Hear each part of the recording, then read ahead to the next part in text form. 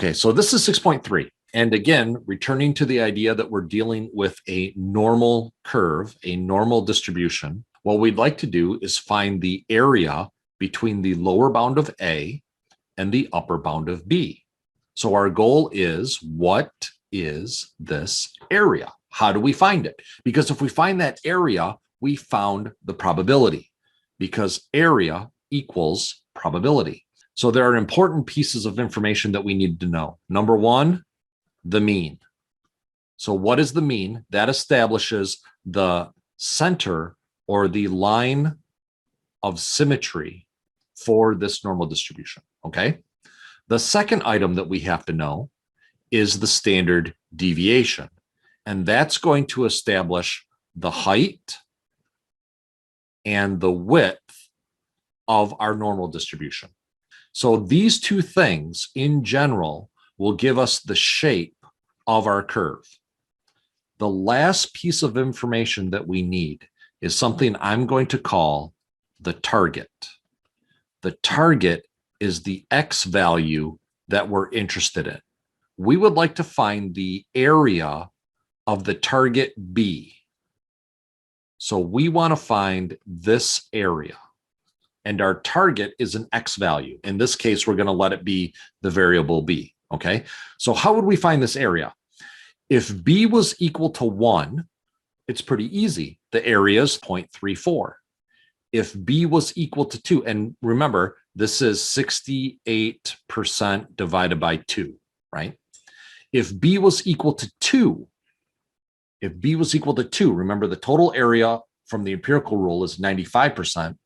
So if B is equal to 2, we would take that 95% and we divide it by 2, right? So 95 divided by 2, 47.5. So we would know the area between the mean and 2 standard deviations. We also know the area between the mean and 1 standard deviation. How many standard deviations above the mean is our target?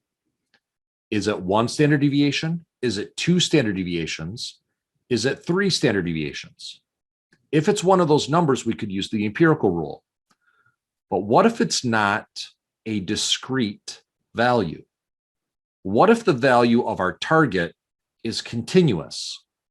What if our target is at 1.5 standard deviations? Or what if our target is at 0.7 standard deviations? We need to know how many standard deviations above the mean is the target. And if we can determine that number, then we can look at a table and find the area. How many standard deviations above the mean is the target? We have to figure this out. How many standard deviations above the mean is our target? Again, if it's 1 standard deviation above the mean, we know the area, 0.34. That's the empirical rule. If it's 2 standard deviations or 3 standard deviations, we know the answer to those, but those are discrete values. What if it was a continuous value? What if it was 1.1 standard deviations? So what we're going to do is we're going to use these 3 values. Again, the 3 values that we had here. And what you're going to do is you're going to take your target, you're going to subtract the mean, and then you're going to divide by the standard deviation. That answers this question. How many standard deviations above the mean is the target? This idea is called a z-score. So if you take your target and you subtract the mean and divide by the standard deviation, that will tell you how many standard deviations above the mean your target is. We then use a z-table. And this is how you read the z-table. This column is the tenths of your z-score, and this column is the hundredths of your z-score. So if your z-score, for example, is 1.38, if you have a target that is 1.38 standard deviations above the mean, you would go down here to 1.3. Here's 1.3. Here's 1.30, 1.31, 1.32, 3.3, 3.4, 3.5, 3.6, 3.7. Here is 1.38. So the area under the curve, if you were to have a normal distribution, bloop, bloop, and if you had a value, a target that was 1.38 standard deviations above the mean, this area would be 0.41621, which is about 42%. So in this example, we're taking a look at the length of a human pregnancy, and we're told that it is normally distributed with a mean of 272 days and a standard deviation of 9 days. So what does that mean? That means if we were to graph this as a normal distribution, the mean would be at 272. That's the average number of days of a human pregnancy. And the standard deviation is 9 days. So one standard deviation above would be at 281. Two standard deviations above would be at 290 days. One standard deviation below would be at 263, and two standard deviations below would be at 254. So again, this is one standard deviation, two standard deviations, -1 standard deviation, -2 standard deviations. So the black scale are the standard deviations. The red scale are the number of days. And we would like to know, in part A, find the probability of a pregnancy lasting more than 280 days. This is our target. We know the mean, we know the standard deviation, so we know the shape of the curve. This is our target, and more than means greater than. So that means right here at 280 on our graph, here is 280, we need to find the area above this curve. So how many standard deviations above the mean is 280? 281 is one standard deviation above the mean. So 280 has got to be less than one standard deviation, maybe 0.8, maybe 0.9, somewhere in there. So let's do this calculation. Here's our mean, here's our standard deviation, and here is our target. So we plug them into the z-score formula and we determine that 280 is 0.89 standard deviations above the mean, which is 272. So now we know the z-score. We know that the z-score is 0.89.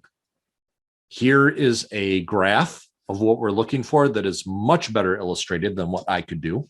The numbers here are the standard deviation scale. If I were to put on top of this the days, this would be 272. This right here would be 280. When we look this up in a Z table, we're going to find this area. Now, keep in mind, that's not the area that we need to determine. We're actually going to use the idea of a complement to find the area above. But this is the area. We're going to find this area from the Z table.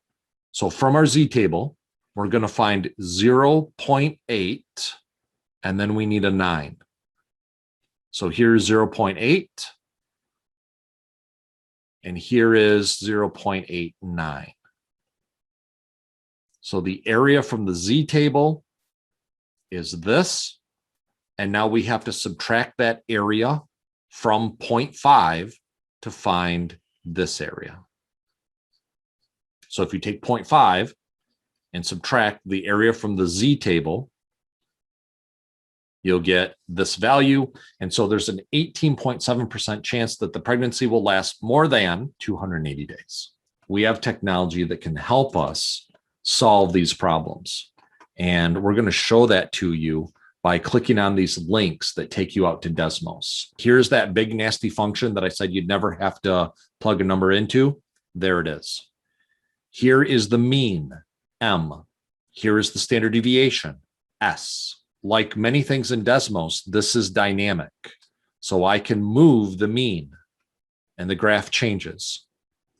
I can move the standard deviation. And you can see how changing the standard deviation changes the shape of the graph. But the one thing that we do have on this, which is kind of nice, is A and B. A and B are the upper and lower boundaries of this red region. So if you want to move A down here or move B up here, you can change the area that you're finding. This is an idea from calculus. It's called the integral. And what this does, this little squiggly thing says, find the area under the curve from a lower bound of A to an upper bound of B. And here is the area. So notice as I change the boundaries, the area gets bigger or the area gets smaller. So this technology calculates the area immediately. No z-score, no z-table, no composite of shapes. All you have to do is set your mean, set your standard deviation, and then pick your lower target and your upper target. So what would take you 10 minutes to do using the z-score, the z-table, and composite, this will do in 1 minute. All you have to do is set your mean, your standard deviation, and your target. Now, the other thing that I really like about this is that you get a nice picture. You get a graph of what the standard deviation does. You get a graph of what your lower boundary is and what your upper boundary is. And so you can actually visualize what it is that you're calculating, which I think is pretty important. But could we make this even more efficient? Instead of using 10 minutes to do the z-score, the z-table, and composite shapes, instead of using Desmos and only taking 1 minute, could we find the area in 10 seconds? And the answer is yes. If you go to the 6.3 tech tool, this tech tool will find the area in 10 seconds. So again, using the pregnancy data that we had before, you type in your mean, you type in your standard deviation, and then you type in your target, 280. This tech tool immediately calculates the z-score for you. It calculates the area, the entire area below the target, the cumulative area below the target.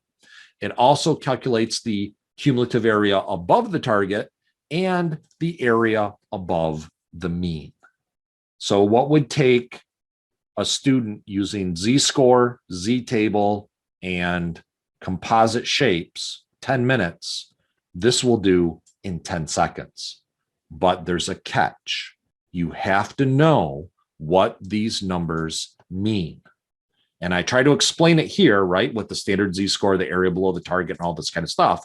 But you have to learn this. What is the z-score? That tells me that the target of 280 is 0.88 standard deviations above the mean. If I put in another score, like 300, if the mean pregnancy days are 272 with a standard deviation of 9, and a pregnancy goes 300 days, that pregnancy that went 300 days is 3.11 standard deviations above the mean. That is an outlier. Remember, anything above 2 standard deviations is considered rare or unusual. Or you can change it to 275. And 275 is 0.33 standard deviations above the mean. Now that's the z-score. What is the area between the mean, between 272 and 275? 13%. Make sure that you're really solid on what these values mean. What the tech tool and what Desmos do is they eliminate the mundane arithmetic needed to do these calculations.